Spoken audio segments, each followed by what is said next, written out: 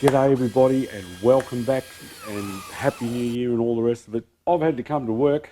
It's 2nd of January. Yep. I've had to come to work. I wasn't due back till Monday, but I've got a civil contractor here that needed to come in and do a little bit more work on a project that I'm managing to reclaim a dam and install a hard stand area. So he's out there scratching around. So while I'm here, I thought I might as well take the opportunity to go to the next stage now and try and see if we can find a smoking gun. All right, we found some scratches in the Nickel cylinders. So a lot of this stuff I'm going to be doing today is purely academic because at the end of the day, I'm going to seek a little bit more counsel, but I think that these are going to have to be either re-nickel-sealed or replaced. And it's not my first destruction of a nickel-seal cylinder either.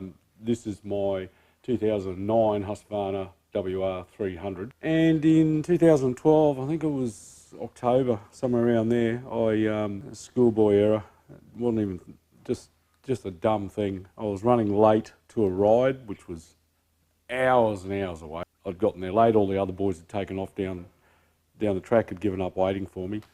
I knew that I could probably catch them, so I kicked the bike off the trailer. I had about 1 kilometre of dirt road to ride down before I got to the tracks up into the hills, and I hadn't warmed the engine up and I had it pinned down this dirt road, and next thing the back wheel locked up. And this is the result. So destroyed the cylinder and it was cracked around the exhaust ports and and destroyed the piston.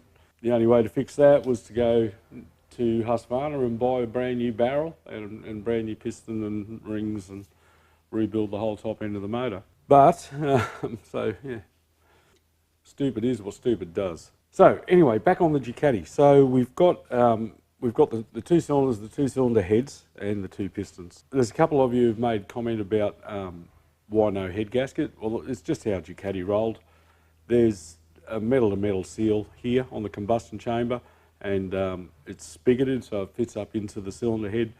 It's a nice type machined surface machine to very good tolerances, and they compress these O-rings here for oil delivery and oil return up into the cylinder head. There's only one oil return on the horizontal cylinder because all of the oil will flow down to the bottom, whereas on the top both the inlet and exhaust side have their own return. All right, so let's get on with it. What we'll do today is we'll do some measurements of the cylinders and the pistons to determine the clearances. We'll put the rings into the barrel and check the ring gaps. It's been suggested it's quite possible that the ring gaps were too close and the ring has bound up and caught the cylinder. It is a direct a scratch that appears to go, yeah, it looks like it goes right from the top of the top compression ring on both of those cylinders. Yep. And the other good thing about YouTube is the commentary. When you get people that have got model or brand specific knowledge, it is really, really helpful. While this isn't my first rodeo, I've been rebuilding engines for over 30 years and playing with engines. And in fact, I was employed by a number of engine reconditioners for a while during the 80s, predominantly doing cylinder heads and a lot of machining lathe work. This was fresh out of my apprenticeship essentially, and I was working for one of Australia's best performance engine builders at the time. Used to do top fuel drag cars, offshore power boats, that kind of thing. So one commenter, Daryl Kelly, piped up and started making a few comments. And initially I thought he was just being a bit curt. He was saying things like, this is just painful to watch, you don't need to take the engine out of the frame. It's pretty hard to get the vertical cylinder head off in the frame. You can't. The whole motor's got to come out of the frame. Now, I'm sure that there's other Ducatis that have, and I know that there's other Ducatis where you can actually physically remove the vertical cylinder and the head, but not this model. Daryl kept going on about the strainer, and I initially thought he was talking about the oil filter. And I sort of said, yeah, okay, Daryl, look, it's not my first rodeo. I've been playing with engines for 35 years. I'll get to the bottom of it eventually. And he came back with, I've been doing it for 50 years and 25 of them were with Ducati. So, bing, the years go up. Excellent. So what Daryl suggested was that I remove the strainer from behind the oil temperature sender at the bottom of the crankcase. I didn't even know that that existed. Now you're supposed to do that every time you do an oil change, and I didn't even know it existed. In my defence, the manual that I have is a factory manual, and it's in 5 languages, and it's PDF only, and poorly translated into English, I must admit, and it is that bloody difficult to navigate that I've given up on it long ago, and I only usually refer to it now for specifications, measurements, torques, clearances, etc. What Daryl's suggesting is that you get like a delamination of the rocker arms on the cylinder heads, and that can cause deposits to go through the motor and cause damage to pistons and barrels, etc. And it was common for this vintage of bike, this like 91 to 97 engines. So when he said that, I went and pulled the strainer out of the bike, and lo and behold, there's fragments on there. There is metal fragments on that strainer. So it is highly likely that that has been the root cause to the damage that we're looking at here. So Daryl, thank you. However, having said that, I'm still going to go down the path of checking clearances, ring gaps, ovality, parallel, piston to cylinder clearance. We're going to have a look in the cylinder head. Now, when I spoke to Gower & Lock originally months ago, and I've never approached Gower & Lock and said, hey, I've got a YouTube channel, da da da da. I was just some bloke randomly ringing up until Joshua contacted me. When I spoke to them originally, it might have been Mike I was speaking to, he said to me, send the heads up, and I said, look, I can do the valve clearances and what have you, and he said, no, look, we would actually prefer to do the whole thing and hand it back ready to bolt onto the bike. You know, having thought about it, it's a pretty good option because they've got, I'm presuming they've got an array of valve shims there ready to go, whereas I don't, and I would have to muck around if they sent them back to me with newly machined valves and new guides, new valves and seats have all been lapped or cut or whatever, or replaced, whatever they need to do, then I'm going to have to muck around with ordering shims, like measuring it, ordering it, waiting for them to come in. It's far easier just to give it to them and let them do it. So that's what I'm going to do. So I'm not going to be stripping the cylinder heads completely to pieces. I am going to take the valves out and check the guides, but I'll try and have a look at the cam rockers without pulling the cams out. And the reason that, one of the main reasons is that I don't have the tooth spanner to remove the nut on the cylinder head. Now I could make one, but like I said, it's a pointless exercise for me at this stage. All right, let's pull some measuring equipment out of the drawer and get on with this, hey?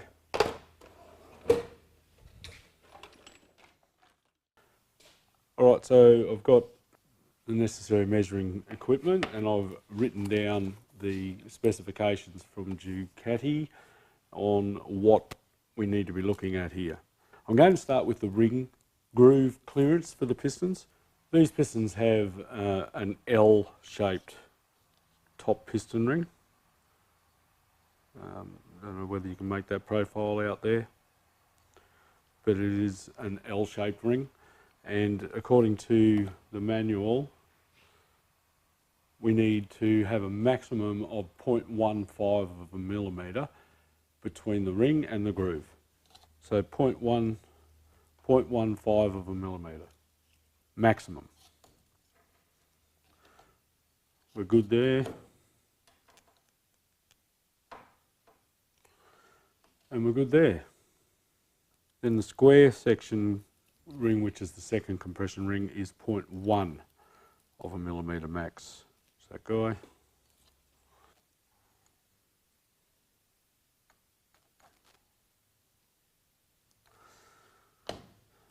So we're all good for groove to piston ring. So let's have a look now at the ring gap in the bore.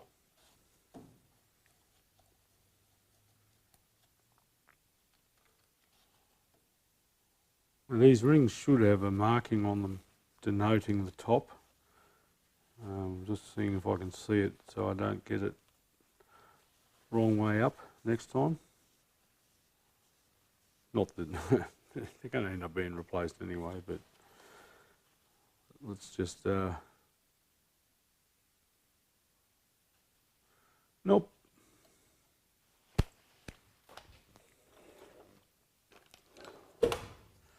I'll just place a mark on it so that I know that is the top.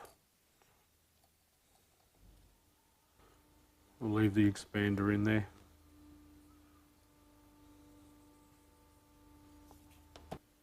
Right, hopefully we can see all right there. Oil control ring.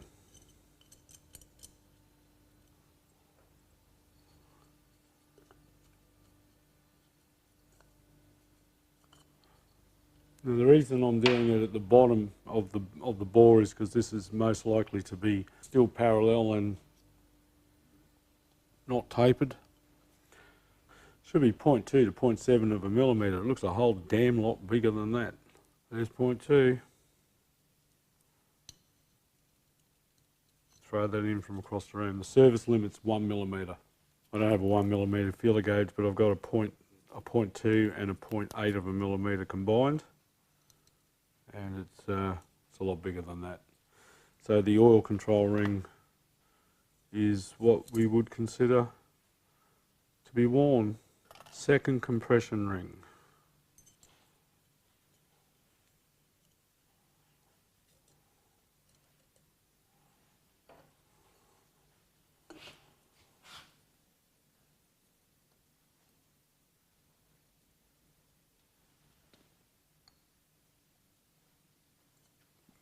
Trying to get it even in there. Service limit's 0.8 of a millimetre on this one.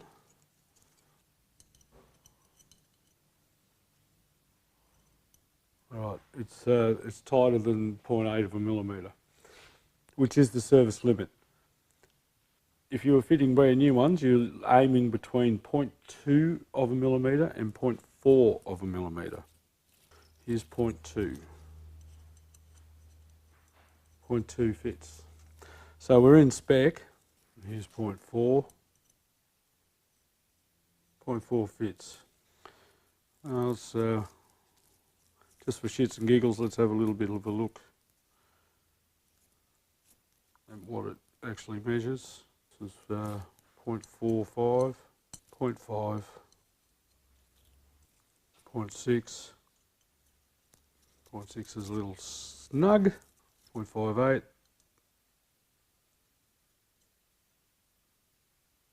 0.58 is tight, so it'll be 0.57, somewhere around that. So, second compression ring is in specification.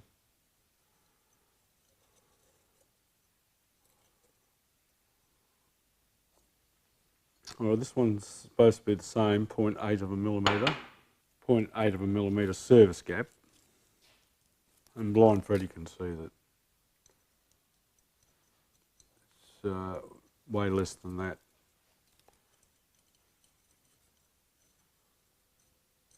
It's about 0.5. About 0.5 of a millimetre.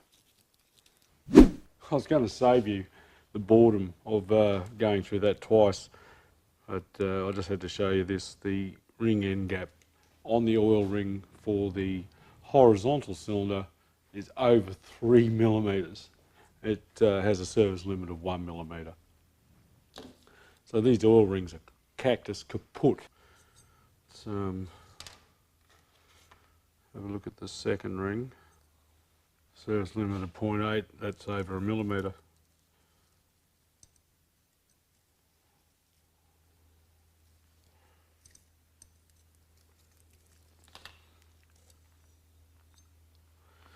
And what's the top one look like?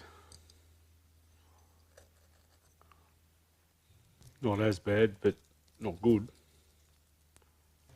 There's 0.8, and that's probably just a smidge above 0.8 of a millimetre, so that's beyond the service limit as well. So the rings on the horizontal cylinder are completely toast. What about the pistons themselves? This is the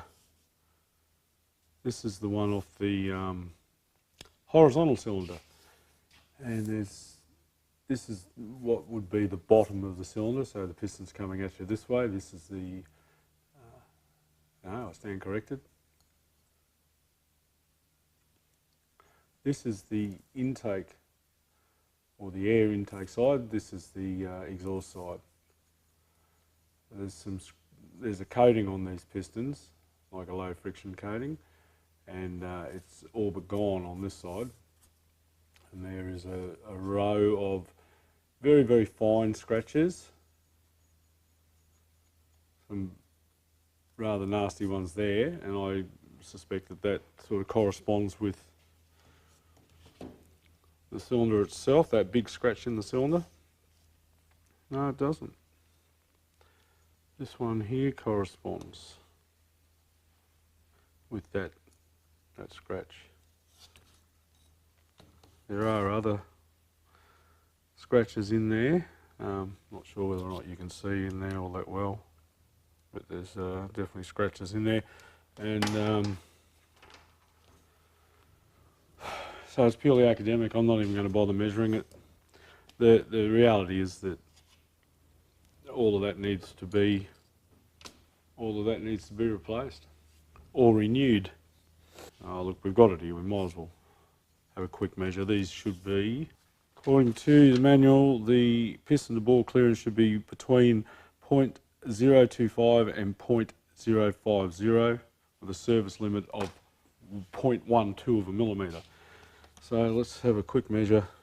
Oh yeah, it's least worn, it's 92 millimetres exactly, or just a, it's 0.005 below 92 millimetres.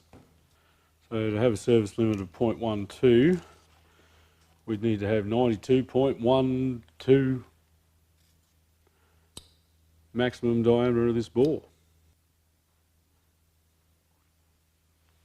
What you're supposed to do is measure it in at least 3 different places at 90 degrees opposed, so this direction and then this direction, just below where the top ring runs, and just at the bottom before it bottoms out, and somewhere in the middle, and that'll give you any ovality or any taper.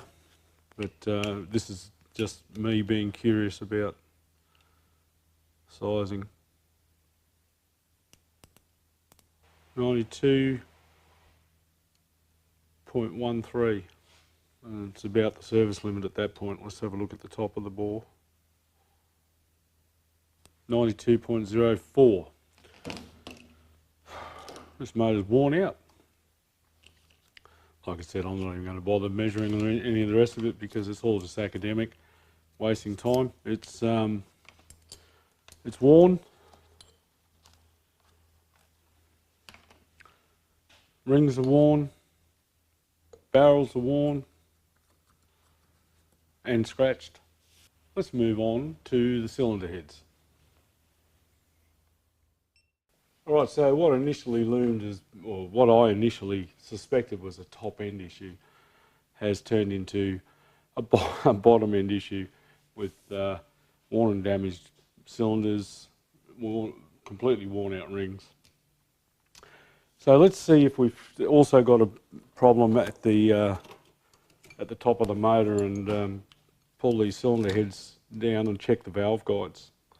Yeah, so getting back to the comments too, some of you, a couple of you actually mentioned that there's a M6 thread in the cover for the cam that you can lock the pulley in position when you take the belts off. That's not the case until 1998. So there are, these mild discrepancies in the Ducati engines, and we have to just remember that. They're not all the same. There's a clip in here that we can prise out, and that allows us to slide the, if we have the cam in the right position, slide him over and remove the top shim, and we should be able to just push down on the closing shim and remove the collets.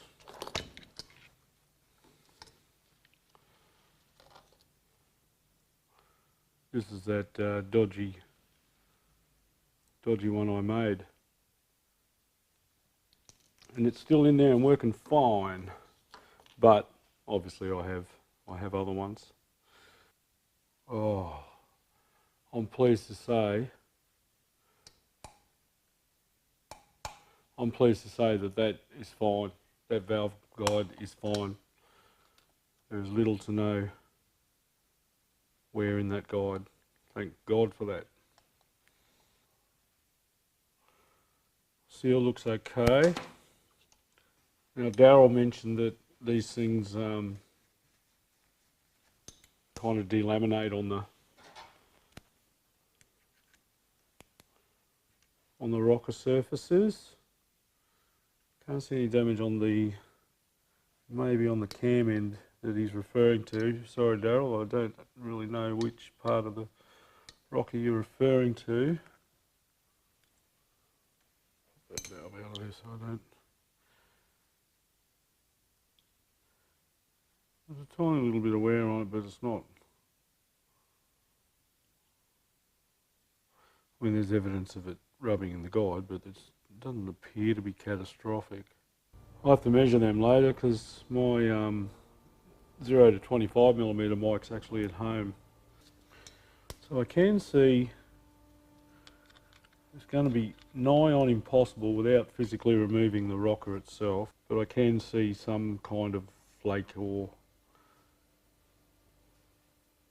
something missing from the, like a mark on the surface of the rocker. Let's see if we can, right, let's not lose any of this stuff. This can all go and stay together. I only want to try and just get the one rocker arm out so I can have a better look, because I don't have any. I don't know that I've got any enough gear to get this to bits properly. I can't pull the camshaft pulley off without making something to remove the retaining nut for it.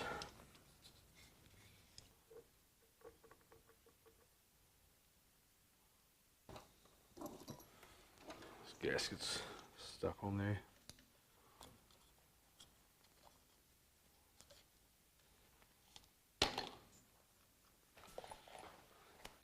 Oh, I'm just trying to cobble together something I can use to, it looks like M5. Yep. Yeah, I think that'll do. Alright, so plan is try and extract this pin.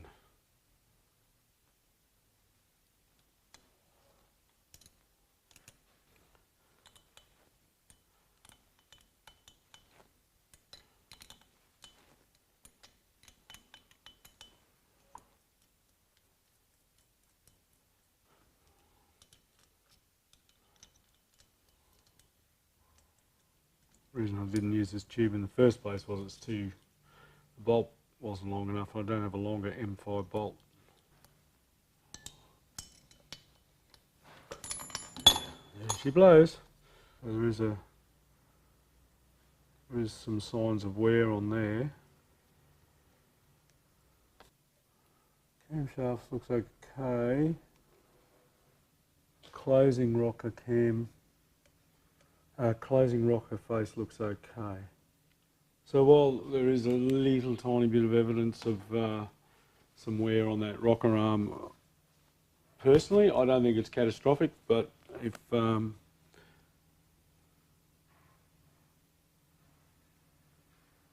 else feels differently, please say something.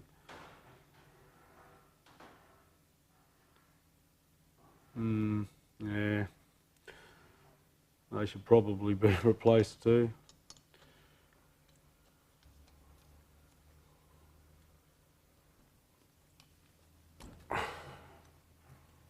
Alright, let's just reassemble that for now, so that we keep it all together and nothing gets lost essentially.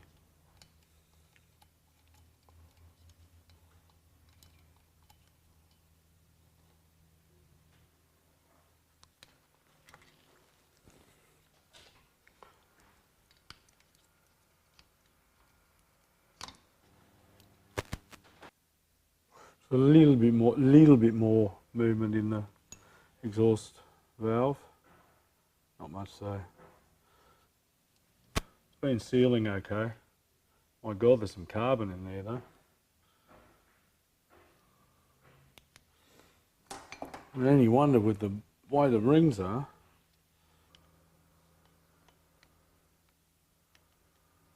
It actually looks alright, that one. The other one I could see a piece, that damaged section that we saw, I could physically see that in this position, so can't see anything on that one. Put this one back together. Alright, there's a little bit of movement on these valve guides on the vertical cylinder. Rightio, it's all back together and ready to be packed up. So, what are the conclusions? Well, when I bought this bike, it only had 12,000 kilometres on it, and it was smoking then. So it can only be badly run in. You would not think that it would leave the Ducati factory with ring gaps like that. And anyway, so it's either been, badly run in or ridden hard and put away wet. It's just been neglected, I would suggest, by previous owners. So where to from here? Well, we know that we've got worn out rings. We know that we've got damage in the Nicosil coating on the barrels. We know that we've got a little bit of play in the valve guides on the vertical head.